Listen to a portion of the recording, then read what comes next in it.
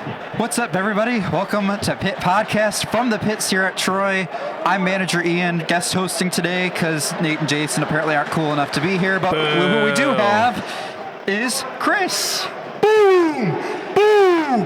Boom! Back to you live at the Pit Podcast here in Troy. Ian, what a show we've got going on. We've upgraded to live events. We've upgraded into our origin name here in the pits here at the 2025 FIM Troy District. How are you doing, my friend? I mean, this is really exciting. When we first started talking, I mean, you guys were talking about this months before we even started doing episodes, but when we were doing episode 1, episode 2, we had those Zoom episodes. Never did I think we'd be in a pit at an in-season FRC event, but yet here we are. It's crazy how it's crazy how they let us in the pits to do this show. And who knows why we were allowed to do this, but I am so grateful for the opportunity, and I can't wait to provide the content. Ian is also going to provide the content. We're here to provide that content for you, the audience, to watch here.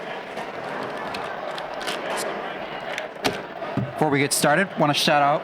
I mean, look at this backdrop. That's pretty. And of course, Chris, you wore your shirt yesterday, so you don't have it today. But we got our Pit Podcast shirt on, powered by Royal Shirtery. Be sure to get your merch. Shop.pitpodcast.com. But yeah, so I think we should probably jump into it here. Yeah. I think obviously we're at the Troy event. Maybe it makes sense to talk a little about what we're thinking about these teams here at Troy. And I think first thing that jumps off the bat, a lot of teams' second event. Some teams here, it's their first event. We got 15 teams competing for the first time this season, but 3 of these teams that have competed before, they were rank 1 at their last event.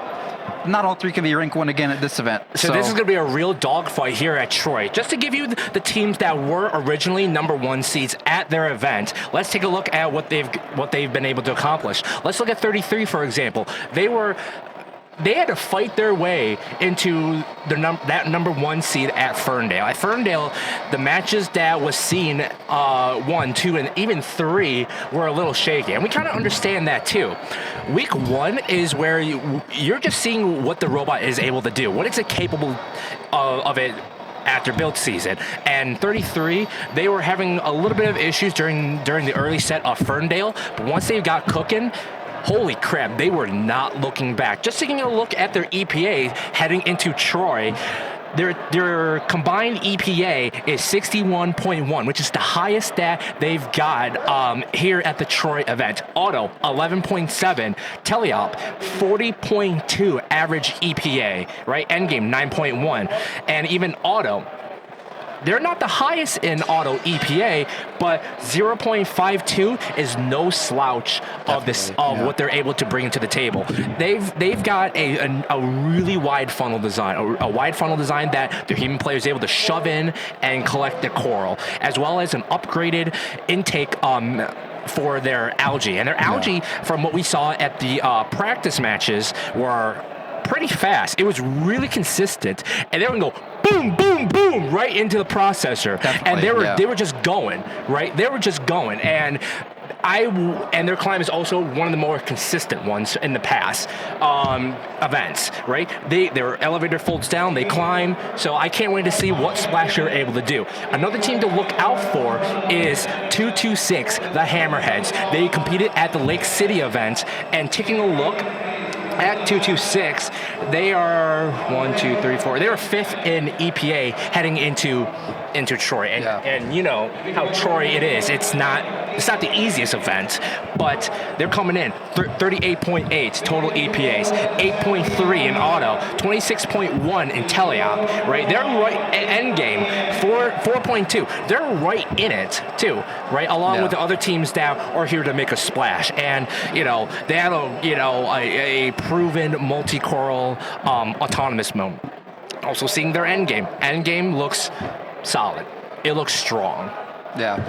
I mean, you know, you mentioned 2 of the teams. The third team we have that, you know, rank 1 at their last event, that was 469. They were at Wayne State last weekend, so quick turnaround back here right the week after at Troy. Right, they were rank 1 there, ended up finalists in playoffs, but, I mean, they looked really good. We saw them in a practice match earlier as well, and they, you know, they were moving in auto. They were doing everything you could really hope for them to do. I'm just really excited. We got so many great teams here. We got, like we mentioned, we got 15 teams that haven't competed yet this year. We have 3 rookie teams that haven't ever competed in any first robotics competition event before. And props to those rookie teams for taking on Troy as their first event. And again, Troy is no slouch of an event. It's always been historically a pretty strong event, and it's kind of a similar story here.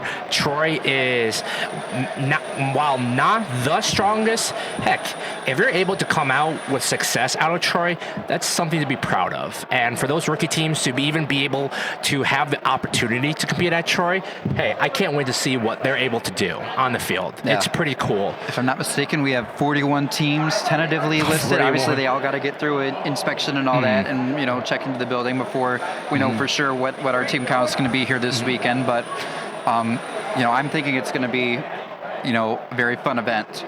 And I really just can't wait to see what these teams do. Absolutely. All these teams, they bring out right here in Troy. So. Right here in Troy. For those of you, joining us live, again, we're here from the Troy pits for our first ever pit podcast from the pits. Yeah. We're doing this live thing again, too. It's definitely interesting. Yeah. Anything else we really want to talk about with our teams here at Troy? I mean, I guess maybe one thing worth mentioning, outside of our 3 rookies that haven't competed yet, 12 other veteran teams competing for the first time this year. I'm obviously a little biased towards, a couple in particular that I work with, right? Teams 818 and 9558, the Steel Armadillos and Vipers competing for the first time. Kind of interested to see how that shakes out for them. Same event. Those 2 teams. I like the dynamic of 818 and Steel Vipers being at that same event. I think it's always cool when you see the brother team, sister team being able to compete with each other. I think that's pretty rad. I think it's awesome. I've seen it different ways for different people too, right? Sometimes they do the sister teams at the same event, and it's kind of awesome because they're competing against each other. You can kind of collaborate a bit more in the pits. I think it's also cool sometimes when you go to different events, especially for that, maybe for lack of a better term, more junior of the sister teams, right? To kind of get that opportunity. You're on your own. You're kind of getting your chance to make your mark. Absolutely. But a team that I am curious to see a little more of what their abilities are at Troy is 4362, the Gems. In the past, we've seen them just come out, guns blazing. They were like locked down. Even typically week 1, Milford. Yeah. They were usually locked in, ready to perform. And this year was, I'm not going to lie, it was really surprising. A lot of their autos missed during, placing the core on the reef. They missed a lot of those shots. And during teleop, you could tell that they were having a lot of issues, right? Software issues, vision issues, even some mechanical issues with their bot. And I was generally surprised by that. So I'm really curious as to how they're able to bounce back and really perform for this event at Troy, because I've got no doubt there are great people on that team. The mentors, they're working hard to guide those students to be at the best that they can be. And I'm expecting to see, a big name for Gems to really push up how they do. I'm excited to see how the event goes for them too. Like you said, amazing team. There's so many amazing people there, just like every other team here for that matter. But it should be really, really exciting to see how that turns out. Absolutely. But in terms of non-robot performance by the teams, one of the biggest things that most teams do fight for is impact. The Impact Award is no slouch of a thing. I mean, that's the greatest honor a team in first can get, right? You win Impact at the World Championship. Yes, absolutely, That's how you get in the Hall of Fame. It doesn't matter. You can win 100 World Championships with your robot. That doesn't make you a Hall of Fame team. It's all about what you're doing in the community, how you're making the world a better place, how you're spreading the message and getting more kids the philosophy the opportunity of first, to get involved with those STEAM activities and help benefit their future. So, and funny enough, three of the teams that are competing here at Troy have won Impact at their first event, right? Take a look at 201. 201, winning it for Mount Pleasant. Mech Warriors won it for Kettering 1. Kettering 2. 1506, Metal Muscle. those teams proven to themselves at those events that they do a lot for their community and able to push through to spread that message to everyone around them and spreading that positive image and that impact for the importance of the philosophy for first, and that's really commendable. So I'm really curious as to which team in Troy are able to make their noise. How big of a noise are they capable for their community and able to take it for Troy? That's what I'm curious about. Yeah, definitely awesome. We already got, like you said, 3 teams here already been recognized for their amazing efforts, and I'm sure there's going to be a lot of other teams that are doing great things in their community too, that are going to get the chance to interview this week. We'll get another Impact winner, we'll get an EI winner. It's going to be really exciting to see how that all shakes out. Absolutely. And what our judges think of the just tremendous teams again, that we have competing here. Absolutely. But competition-wise, this is going to be a fight. And I'm not afraid to say it. We said it earlier in the stats, right? Let's take a look at the top 5 EPA, right? As I said before, 61.1, that's 33. 1506, 46.9 in total EPA. And they're the second-ranked team. So, right, third team, Lost Gorillas, 42.5. Hazmats, 41.5. Hammerheads, as I said before, 38.8. Holy crap. Everyone below 33 is in a dogfight with each other, right? And 33, they're from EPA wise, they look like they're a runaway for Troy. But like I said, there's always going to be a team that's going to make a splash, and who knows, right? They're probably going to put it in for Troy. Yeah, very exciting. So, but yeah. So I think Oh wow. We've got a human being. We do have a human being. We're going to have to bring the human beings in a few minutes. We're going to take a break. In a few minutes, Before that, we want to talk about one other cool thing we have going on, right? We have it's March. It's March. You're right. We just started yesterday, March Madness for, Oh, did we? Men's basketball, right? We got some Michigan State fans in our live studio audience. That's crazy. MSU fans? That's... I know, we got a U of M alum right here, MSU alum right here. Oh, wow, that sucks. I'm sorry. kind of good for us, a little dichotomy, but... Well, that's okay. Right, we had, Men's March Madness started yesterday, Women's March Madness starting today. I think it only makes sense. Pit Podcast has its own little March Madness. Absolutely, March Madness. And what is this tournament? What is this March Madness? Well, our content is going to be on FRC games for March Madness, and let's just take a look at the games that made it to our bracket. Yeah, for some God knows reason, right? Steamworks was number 1 on our bracket. Yeah. So just to key on our listeners first, kind of what we're going to be going for here with this, right? With our bracket, we have our 12 most recent games that have taken place. Reefscape all the way back to 2013. That would be Ultimate Ascent. We're going to run this contest on our Instagram page as a double elimination. Because first Robotics, we can't just do a normal bracket. We got to do double elimination because that's what we do here. So we got our 12 most recent games. First 4 are going to get buys because obviously you can't do 12 teams in a bracket normally. So like you mentioned, our Pit Podcast staff and hosts kind of voted on our thoughts on the games over the last 12 years. And we kind of used that to give us some preliminary seeding moving into things. And Steamworks 2017 is the front runner in the early going. I don't understand it. I'm not going to lie. I hate Steamworks. That game sucked. You had humans on the field. You had humans in the field, but everything was, all the point-wise was just unbalanced. I was one of the operators for that year. That game sucked to play. But that's just me. I might have some rosy-eyed glasses from the Blue Banner we won that year. Okay, kid. I want to make sure we can get our guests in really quick. I think the other EC seeding we can announce right now is our 12 seed, 2015 Recycle Rush. It's all right. So, definitely some cool robots in the past. We've talked about that on the show before, the 2015. Absolutely. A lot of flexibility we had that year with the game itself, just not enjoyable to watch. Absolutely. With the full details on this will be going up on our Instagram very soon. Be sure to follow us at Pit Podcast Official. And we're going to take a quick break to bring in a couple guests from Team 33. And we're going to go ahead and be back in just a few.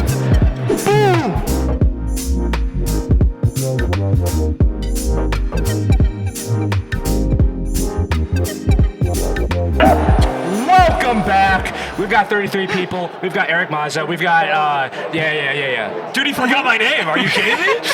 Fuck, seriously? I'm not from the country. What do you expect from me? Dude, Nick Mathis, come on. Oh, now. I asked Nick Mathis. Fun Robotics Network. No, we're not.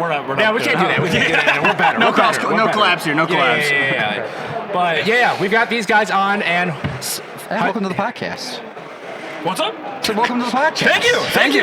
Glad to be here in the pits on the podcast. You know, once in a lifetime thing that probably won't be once in a lifetime. True.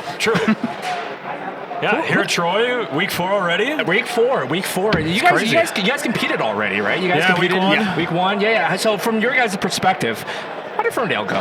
What happened? I mean, it went okay.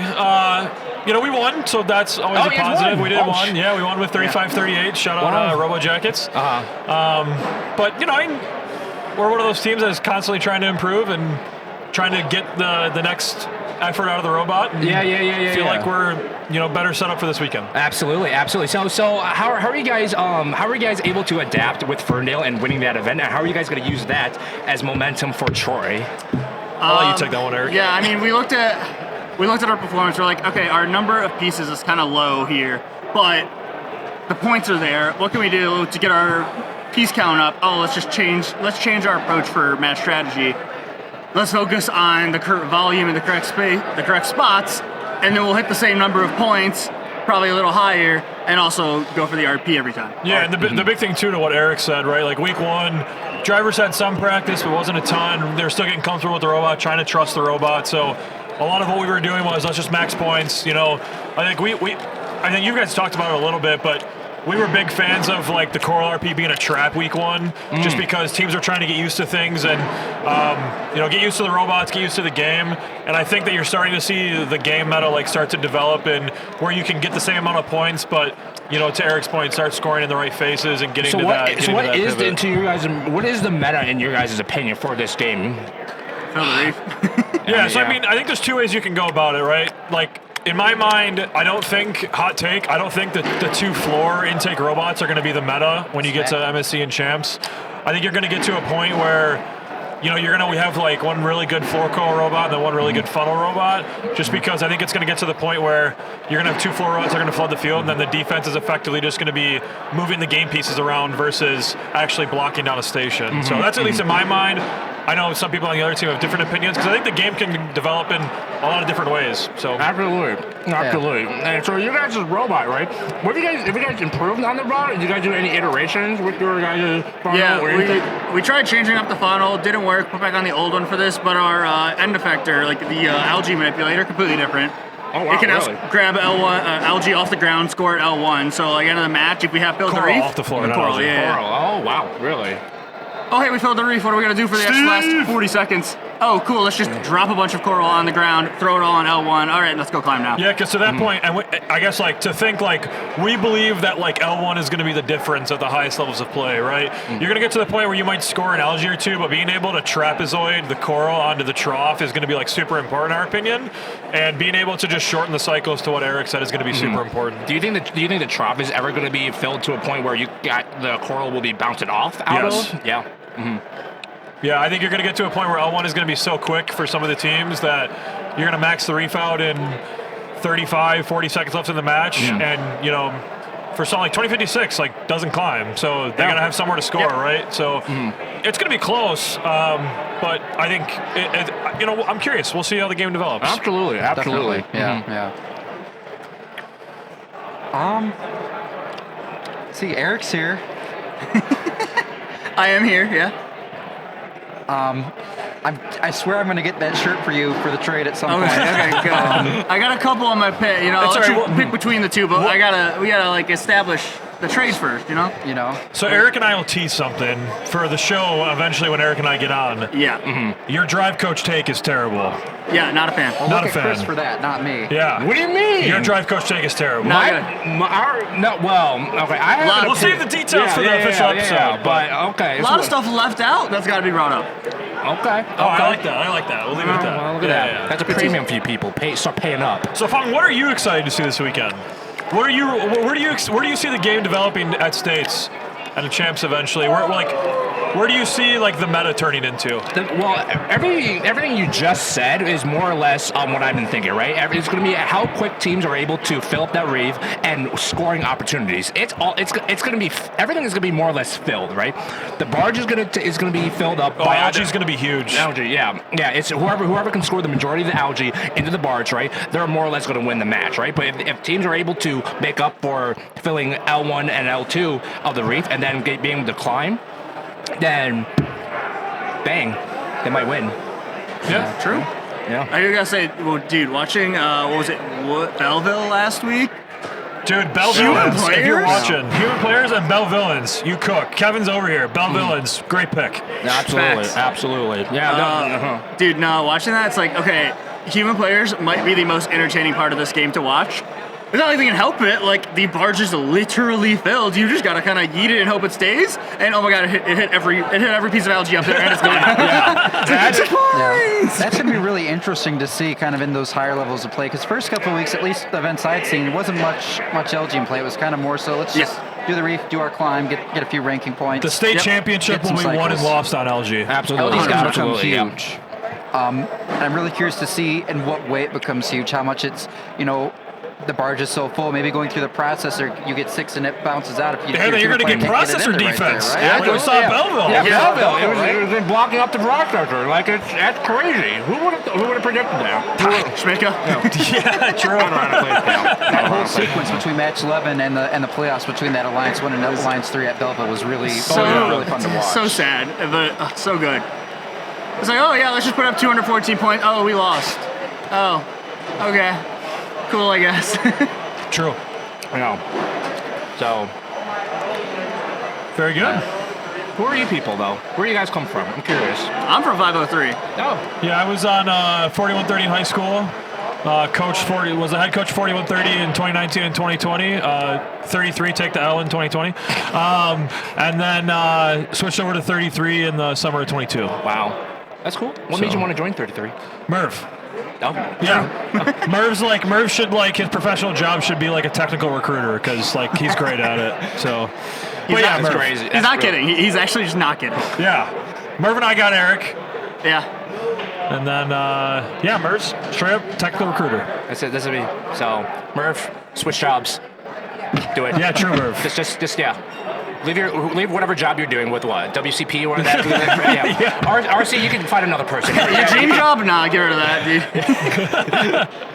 So, okay. What you got?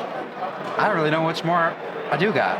I gotta take a number 2 real soon. So these guys are troopers for somehow showing up here. We'll do a future episode with them and that drive coach crap. Oh yeah, we got some hot takes. Yeah, hot takes they say. But I'll be throwing Fong through a table, guaranteed. we'll see. Well, he can try. But I mean, you've gone through tables I did go before, through a table, so maybe 2, maybe 3. Round 2. Two. Fong's gonna be a Buffalo Bills fan by the end of that episode. Hey, Josh Allen, man, he won MVP. Hey, you know so. what? Jared Goff sucks in the playoffs. Yeah. I mean, it was only End the pod, bro. I can't with this guy. so Thanks for having us, guys. Johnson. Appreciate it. yeah, thank you guys. So that's 3 big booms. Boom, boom, boom. All right, everybody, welcome back. Chris, hope the trip you just took went well. Dude, I'm making the janitors earn their paychecks. It was great. But speaking of, we've got someone that is a veteran of the program, an amazing VC, and Amazing mentor, just amazing all-around person. Yeah. We got Marjie here. Aw, thanks, guys. I'm glad to be here, and that was really sweet. Yeah, so thanks for joining us. somehow agreeing to do this with us. Not entirely sure why you did, but we always glutton for punishment. So first thing that comes to mind when I think of you, right, is obviously you're the volunteer coordinator at the Kettering events typically. Yep. That was one of the first events I ever volunteered at once I was in college, and I just gotta commend you for how amazing you are at that job, and making sure your volunteers all are tended to, feel special, are in the best position to be successful, and just making it an amazing place to want to come back to year after year. I appreciate that. I like to think I work relatively hard, although I find VCing a very easy job for me. I find it really fun to do. I like coordinating and finding like people the right fit, and just it's almost like watching a dance come together or a puzzle come together and making sure everybody fits well. And especially at Kettering, that the group of volunteers year after year are just a great group. I love. For example, this year I wasn't up there as much as I would have normally been. I drove up just to have dinner with you guys because I love the volunteer crew that much. Absolutely, and we couldn't be more just like ecstatic and just like proud of each year you make Kettering just like an amazing volunteering opportunity for everyone, and everyone's having a great time. Everyone fulfills their roles like phenomenally, and it's 3 big booms, boom, boom, boom. My kid said she asked to make sure I did that at least once. No, especially with it being weeks 1 and 2 and volunteers not being used to stuff, you want to make sure that they feel comfortable being in that space, let alone doing what they're doing. Just because it is, especially if it's the first time they've ever volunteered, or even if they're a veteran, you don't know what you're walking into, especially because it's the first 1 and 2. Unless you were at a week 1, you've never seen the event. If you come to week 2, coming into week 1, you've definitely never put the field together or been to the event. So I feel like it's already got that like shock factor going for you when you walk in. So I like to make sure everybody feels super comfortable and just knows that when they see me, they're going to at least hope they have a good time. Absolutely. And from our experience of being at Kettering, it's a fun time. It is a really fun time. So, and if you've never been, you all should really come. Yeah, hear that? You better volunteer at Kettering. Kettering 1, Kettering 2. Kettering usually has a few off seasons every year. We've got few off the seasons. All-Star off season, and then we've got the Kettering kickoff, which is usually in September. So definitely great opportunities up there. Great VC, just always great all around. And speaking, you mentioned, right, Kettering week 1, Kettering week 2. Yep. Last week 3, your team, 469, was down at Wayne State. Yes, we were. Finished ranked 1 in quals. Absolutely amazing. Unfortunately a little short in the playoffs, but still finalists at the event. Yep. We were. Seemed like you guys are having, great start to the season. Yeah, no, it's a really great start to the season. The kids are having really fun. They worked really hard on the robot. I definitely pride our team on being very much a 50-50 as far as divvying up the robot jobs as far as students and mentors. Most of the programming was done by 2 of my students. One a junior, one a senior, and we went to Wayne State just hoping to have at least a good start. We were undefeated, which was great in the quals. We did have a little bit of mishap. CAN bus got us a little bit during the elims.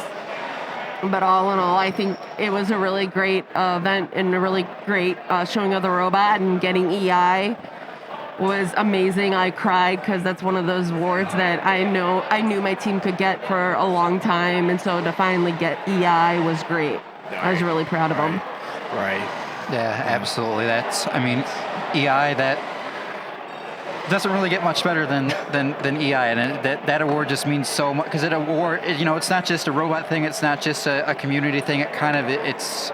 It's really all encompassing, and it's a melting pot of everyone's experience and putting their heart and soul into a common for a product, a robot, right? Yeah. And for a team, because they did also, when they announced us, they made comments about some of our outreach stuff. As far as this year, we did we have our battery totes that are always at pit admin for any teams who don't have enough batteries, because we're fortunate enough, we buy our new batteries every year. So we keep our batteries from the year before instead of recycling them, and loan them out to teams that might need batteries. And we had some sponsorship. Alumni, we're powered by Alumni. If you go and look at our pit, most of our motors on our robot, and some of our batteries have alumni's names or nicknames on them. Oh, wow. That's awesome. I even bought a battery I was wanting, number 7, and going to name it Chief because I'm originally a Chief Delphi student. Oh. In case you guys don't know, that was a T before a website. Wow. I always like to point that out. And so I was going to name number 7 Chief, but unfortunately somebody grabbed it before I could. Wow. So that's a lot of history, and just coming back and making sure that you guys retain that like I said, that history. Yeah. The team. This is the team's 26th season, along with my 26th season, and the kids and with the help of the mentors worked really hard to make sure that our legacy is good and well welcomed. You can walk around the pits right now and see my kids working another pitch, just like you could last week at Wayne State. I'm really proud of a lot of my kids wanting to get hands-on. As I just watched my kids walk away with one of the Rising Star robot to make sure it's ready to go for competition. Wow. Incredible. That's incredible. So. Yeah. I'm starting to fall asleep. Sounds like you guys need some Celsius. My team runs on it. So it is 818. Yeah, 818. I don't even know what they do in those pits. When I was on the team, I was a scout, and then now I mentor 818 again on marketing. So they're drinking things and building things, and I'm excited to see how your alumni your team does. Should be very exciting. Obviously, their first competition this year. I give props to anyone who does 4-5. I'm not a fan of the 3-4. As anyone can see, I'm wearing a mask because my whole team ended up with Robo-Plague after Wayne State. Yeah. And so I'm just now coming off of Robo-Plague. Wow. And that's a mystery. I've been wondering what's happening with this bug. Everyone that I know of is just down for the count with the FRC flu. It's what's Constantly, happening? Yeah. Everyone goes into week 1 fine, and then it's just and all of a sudden downhill. a train just kind of hits. It's wow. Lack of sleep and teenagers is what I call it. Yeah. Because I don't know about anybody else's team, but my teenagers, I had one kid tell me he only got 3 hours of sleep last night because he had work to do. They left the shop at 9 o'clock last night after packing the trailer, and they're like, yeah, we got 3 hours of work to do. But that's the unfortunate or fortunate situation of an IB school. They have a lot of homework. Wow. That's it's dedication. Yes. That's crazy. Yeah, where but they're going to be at the shop working instead of being, at home doing homework. Yeah. Which if there's any advice, don't skip homework. Don't do it. Don't skip homework. Grades always come first. Yeah, health comes first. Health comes first. Take care of yourself. Yeah. Then do homework, then do Liquid robots. IV. Liquid I IV, highly recommend, especially their immune boosting. Oh yeah. On sale on Costco, by the way, in case. But Good to know. Costco, home of the double chunk chocolate cookie. No, I can't. gonna boom. No, it's not yet. And the chicken bake. Also, don't they make the chicken bake? Yeah, the chicken bake. Yeah. Now, one more question I got for you, Marjie. I know, obviously. Now, I didn't actually realize this. You said you were on Chief Delphi, and you've been involved. Did you say 26 years? Yep. So I was actually a student on Chief Delphi. I was a driver from 2000 to 2002. I actually have the 2000 robot in my house. Wow. Unfortunately, if you look up a video of the 2000 robot, the only one you see is a brief glimpse of me right at the beginning, and then about a minute and a half, the clamshell on the robot breaks on Einstein at World.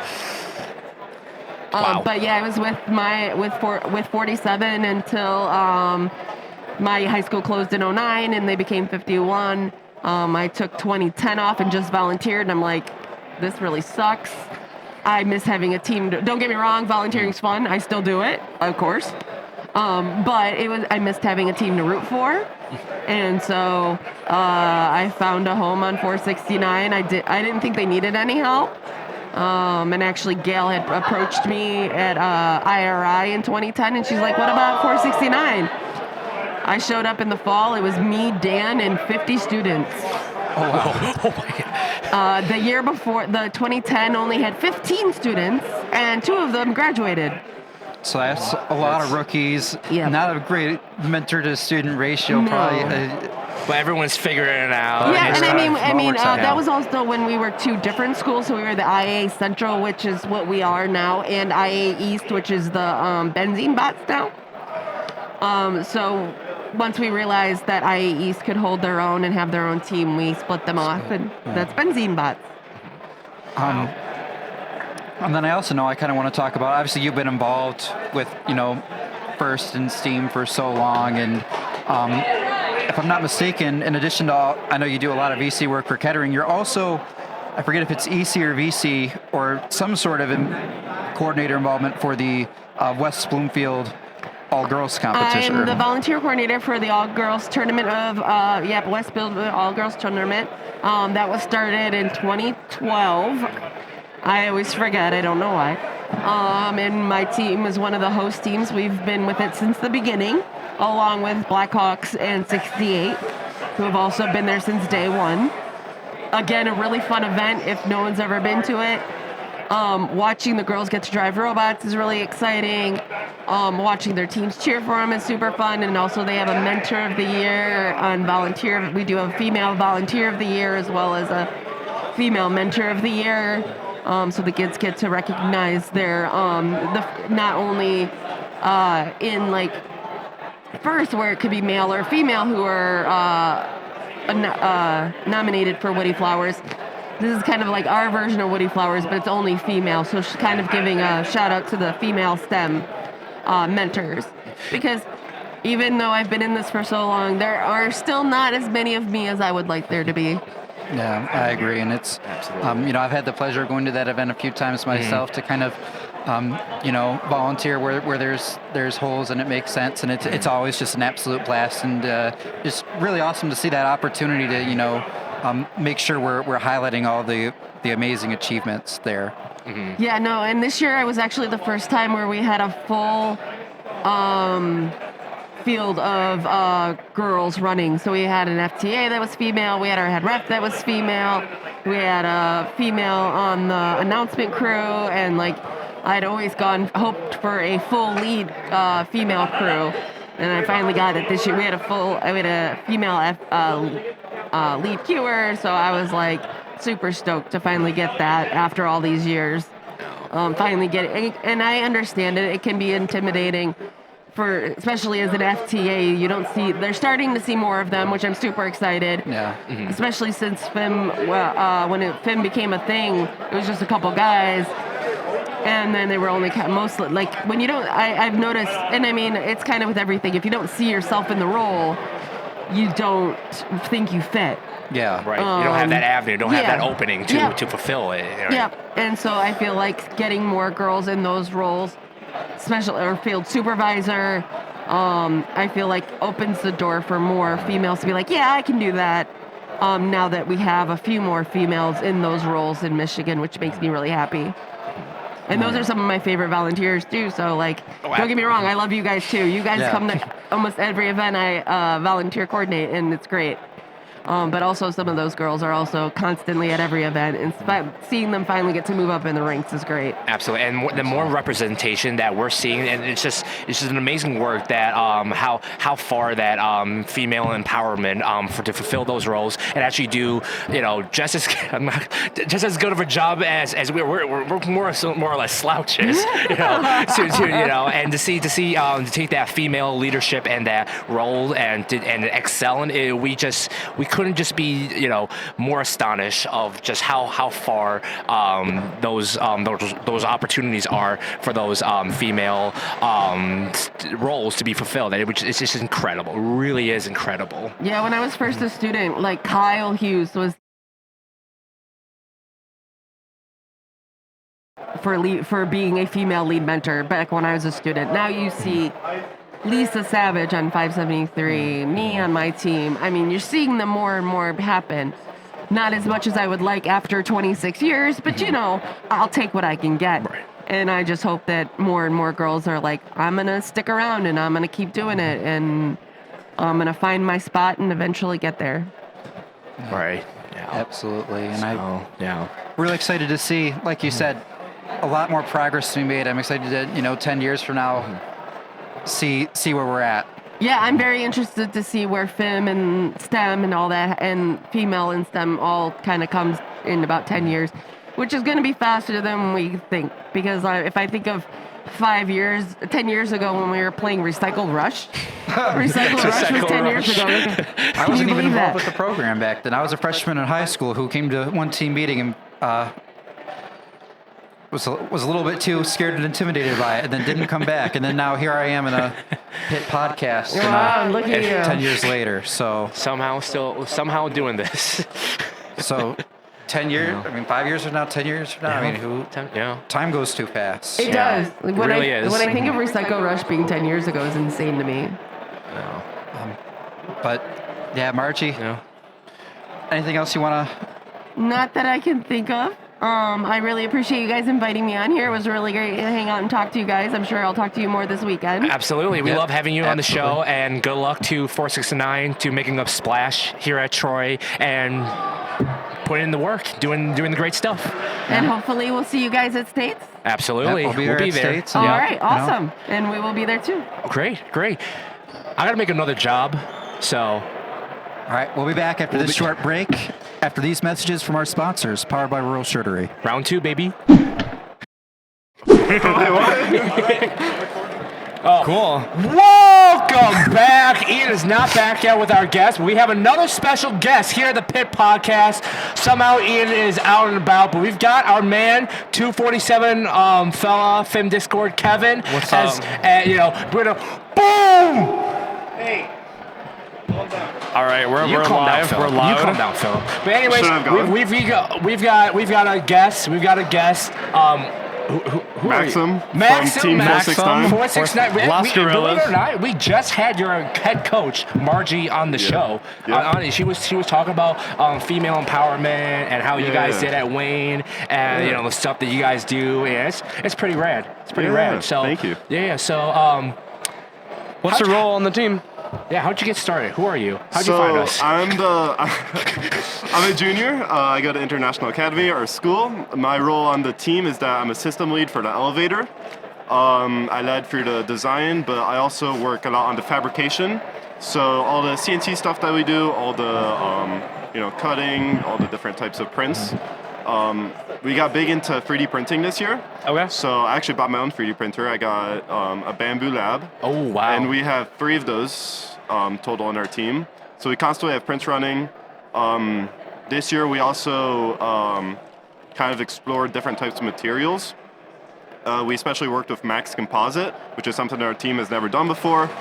And yeah, it's been a great season. I think that we've learned a lot this season. There's definitely ways that we can improve still, and it's been great so far. It's fantastic. Yeah. So your guys' finalists at Wayne State. You guys were the number 1 seed. You guys made a splash at Wayne. So I'm really curious, from your perspective, how are you guys going to use that momentum and springboard it here for Troy? Like, what is your guys' mindset and goal heading to for this Troy event?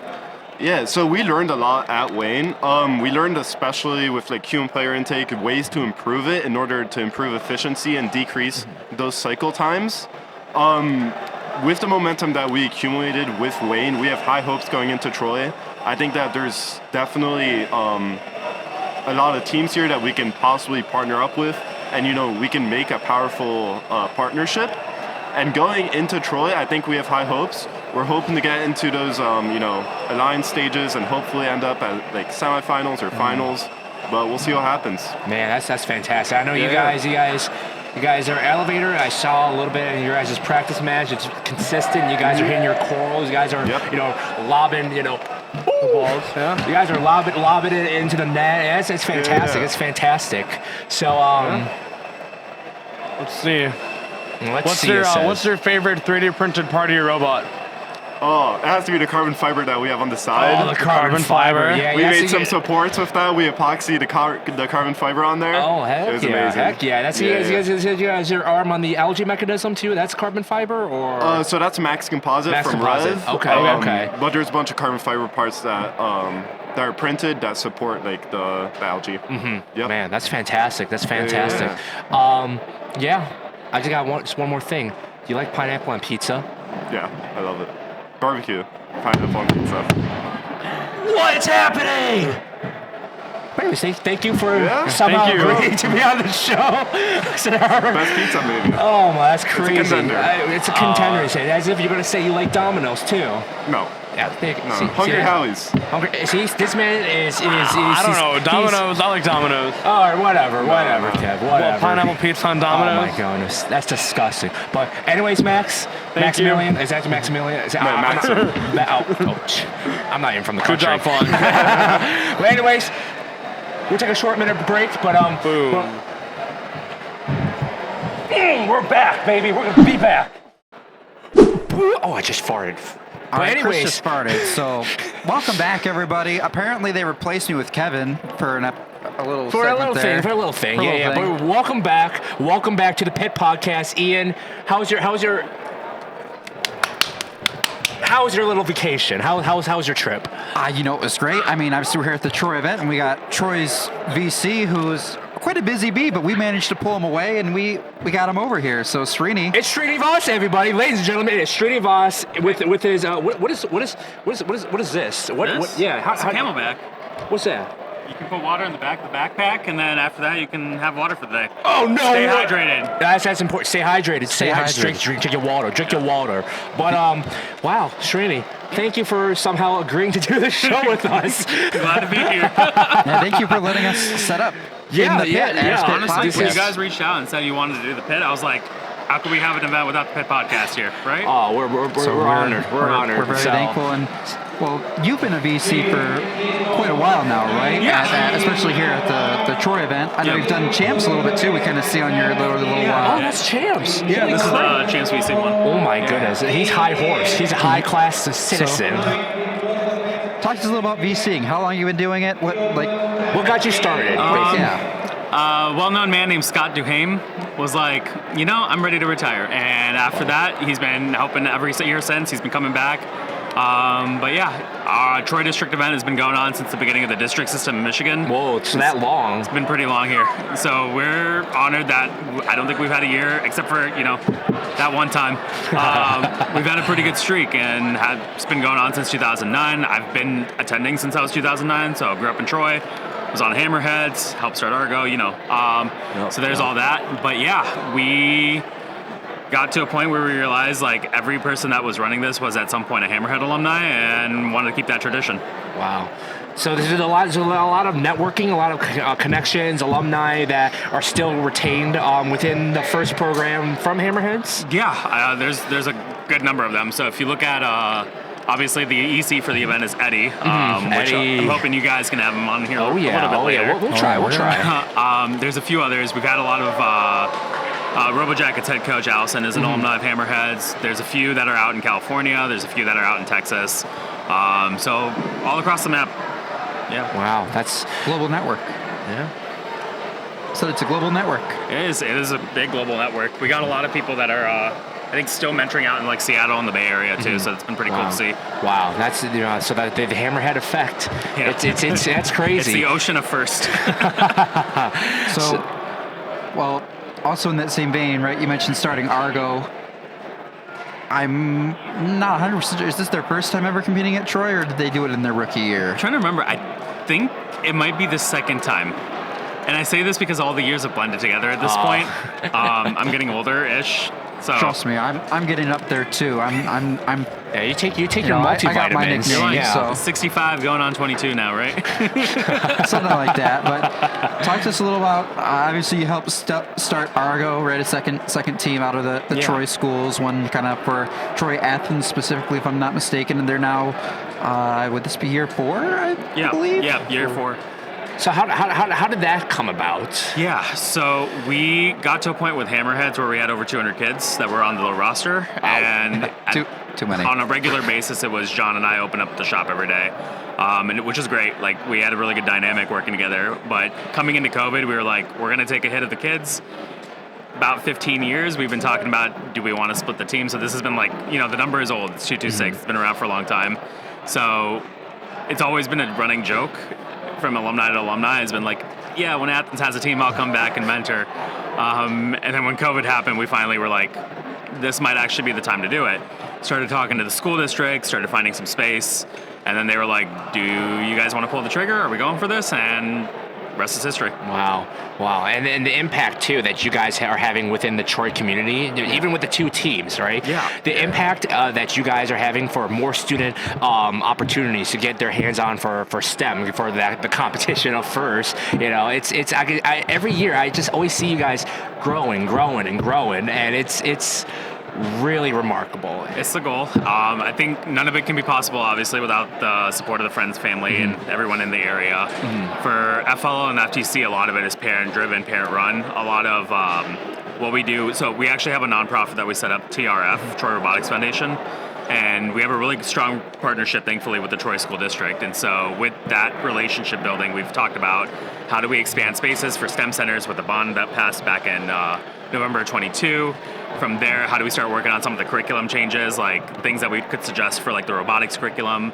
I've got a number of contacts through, First Alumni and First Community through like North Carolina and California, New York, that have been fortunate to send a lot of their contact information of here's vendors, here's resources, here's syllabus, things that worked for their school system to convince their school system to kind of move to mechatronics and leverage that more or less to start building that out into how do we do that here. Absolutely, and that we can really tell the effect. We really tell the effect of that networking that you do and all that snowballing into what the program is today. And it's. Yeah, I mean, it's amazing. Both, Argonauts and Hammerheads, always those teams when you think of kind of impact and making a change in the community and helping spread STEM education and getting more people involved. Like they are one of the pillars you look to in the local community of like they're doing things to really make a difference. Yeah. So in terms of for specifically 2025 Troy District, right? How do you think this event is gonna be run in terms of like competition wise as well as team experience? How do you think that's gonna play out for this weekend? Yeah, so we got, I believe, 41 solid teams that are here out today. There's a lot of veteran teams and a lot of rookie teams. So we're really excited to see the number of rookies grow here in Michigan. And it's been really great, like talking to a few of the teams like 573 and 33. They've been walking around the pits and helping out in other teams' pits to make sure that they got a working robot for tomorrow. They're through inspections. We got an awesome robot inspector staff led by Ike and Isaac Reif and the rest of the crew over there. Gina's working on inspection management over there with the rest of pit admin and Anil.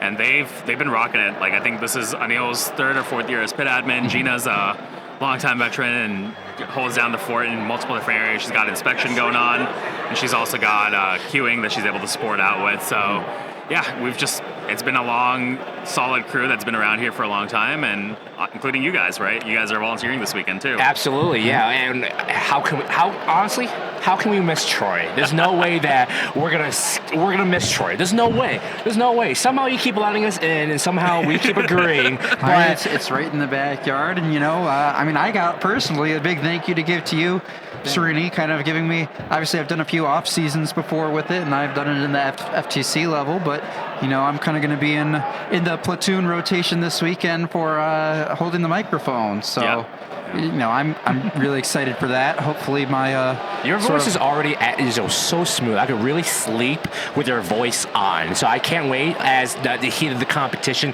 goes. Ian just be like, just a calm, obviously you want to get a certain amount of excitement in there, right? Of course. At the end of the day, keeping it kind of that calm, steady, presence, and let the MC be, the little fireworks and electricity there. Oh yeah. Very tactful with, what you say, what you don't say. Let the game talk for itself, right? I think. Let the game talk. I think it's something that's kind of known within, I think some of the more, senior staff and people that have been around Troy for a while. It's kind of incredible to just look around and see how many ECs and VCs that are here that are also coaching, mentoring teams, volunteering teams. Like, you've got Marjie, you've got Lisa, just to name a couple. Community keeps growing, right? As we have more events, we also have more needs for more ECs, VCs, FTAs, inspectors, all across the board, referees, head refs. So yeah, I'm just excited to continue to see FIM grow. Absolutely. And I'm sure it's a good problem to have. We want to keep growing. We want to keep giving opportunities to everyone that wants to be a part of First Robotics, to get that experience, to get that opportunity, open those doors, open them up, and just open them up.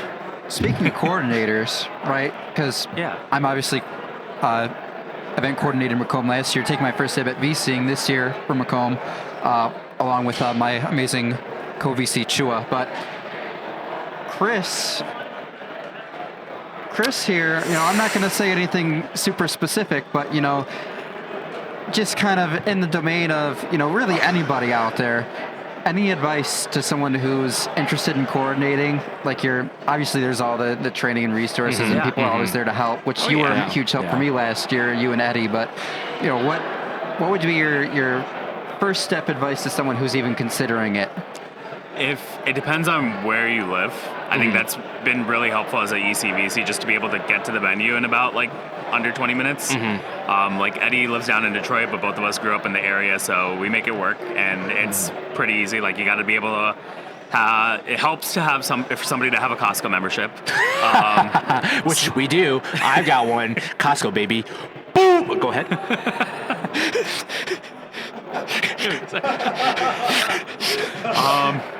Yeah, Costco memberships, important, very good. Knowing some of your local vendors, it helps to have a list of all the foods, because it's not just you feeding your volunteers, but it's also just knowing what to give to all the teams that are looking for pizza, that are looking for, different. Not everybody wants pizza, right? Like, you want variety. I think Troy, we've always done a pretty good job of keeping dietary restrictions in mind, and that's something, like, I'm personally a vegetarian, so that's something that I've always found difficult with. Thanks. Scary beef Save them jerky. cows. But yeah, I know, Ian. It's a tough thing, tough beef to swallow there. It just reminds me, you're a vegetarian. You only eat beef. So, oh man, I don't want to get in the middle of it. It was funny. We went out to get lunch one time, and it was very difficult to try to figure out where we were going to go, because there's really kind of no overlap on what we both eat. You know me, so you're like, oh yeah, you could eat a salad, and that's not an option. No. I think it was at Noodles & Co. we ended up that time. Yeah. I really enjoyed that experience. I haven't done it again since, just because there's not really any close to me, but I would given the opportunity. So we can make that work. I'm glad you opened that door in my world. I'm glad you've experienced Noodles & Company. I think it's a fundamental there was Noodles & tenet Company? that everybody needs. Oh yes, Noodles & Company. Not That's cheesecake. terrible, but okay, whatever. Not sponsored. Not sponsored. I don't want your No, not yet. sponsorship. That's Not yet. So, coming back to advice, let's bring this back. yeah, up here. absolutely, So, absolutely, yeah. I think biggest advice is figure out what event's closest to you. From there, if there's a host team or already somebody that's an ECVC that reach out to them. If you're interested in being a EC assistant or VC assistant, just be like, hey, I'm interested in doing this, helping out, shadowing, what can I do to help? And then they should be able to rope you in from there and see if it's even something you're interested in, right? Like, you could shadow for a day and be like, yeah, this is too much, I can't do this. Or you could shadow for 2-3 events and be like, okay, I'm ready to run my own. Where do I go? What do I do next? It's also pretty important to try to identify them during the competition season, because by the time that we start having conversations about running next year's event, it's already September. So we start pretty early in the process of getting all the reservations down, getting the food. Food can sometimes be put together last minute depending on where you live. But like, if you have access to food, fortunately, we're like in Troy, we have access to a lot of diverse food options here. Oh yeah. So it works. It works that way. But yeah, if anyone's interested, if you're interested in ECVC, let me know. We can talk about it. That's awesome. That's good. It's good to know. That's really good to know. Really good to know. But yeah, that's cool. But what you got? I don't know what I got. Srini, do you got anything you want to talk about? Yeah, are you guys excited for this weekend? What do you think is going to go well? What are things that you're looking forward to seeing? I mean, I think I speak for both of us when I say we're just really excited to see all these teams here. We talked about it a bit at the top of the show. We got three rookies competing for the first time ever, right? And I think a couple other rookies that have competed before this year. 41 great teams, just so many amazing teams, both in Impact and in Robot, and really just all around. And of course, a great field staff as we always have here at the Troy event. So it's just going to be a lot of fun. I mean, really excited to see how it all shakes out. So we can't wait. We can't wait for tomorrow to happen. Boom. Whoa. Whoa. Boom. Whoa. Small booms. Small booms. Small boom. Speaking of small booms, I gotta make a small boom. We gotta take a break. We'll be back. Boom! Oh, shit, I got farted. We'll be back. We'll be back. All right, everybody, we're back. And Chris, that was just an amazing run of guests here at the Troy District. Our first ever hit podcast live from the pits, although it's not actually going to be live. You're going to watch the recording of it after, but in person. In person of Troy District, we had a ton of great guests. We had a lot of things that, man, this is some content. This is content that for you, the people, we really hope that you do enjoy and that you'll check us out, follow us on the rest of our socials, YouTube, TikTok, Twitch, Instagram. Holy crap, it's a lot. It is a lot. But it's a lot of fun. Definitely want to shout out that Instagram really big, because not only, as we talked about earlier in the show, we're going to have our March Madness bracket going to get going here pretty soon. But then we also have a giveaway. A giveaway? We got a giveaway? So obviously you're going to have to be in person, Michigan, to get this, because we're not going to be shipping this. But of course not. That's too expensive. Pretty soon here, you're going to see an announcement. Maybe we'll record something announcing this here tomorrow. Maybe. I don't know. But keep an eye out. Because if I'm not mistaken, what was it? Was it episode 5? Episode 5, yeah. Episode 5. Something big happened. Kind of Chris brought something to our cold open for that one, and we're going to have a giveaway. So absolutely. Keep an eye out on the socials. Help make your voice heard in figuring out what the best first from the last 12 years have been. And we're just so excited for all the fun stuff we'll have from podcasts in the next few weeks here. So, Chris, anything else? I've got 5 big things to say. Are you guys ready? You ready? Let's do it together. Ready? On 3. 1, 2, 3. Boom! Boom! Boom! Boom! Boom! We'll see you in the next one.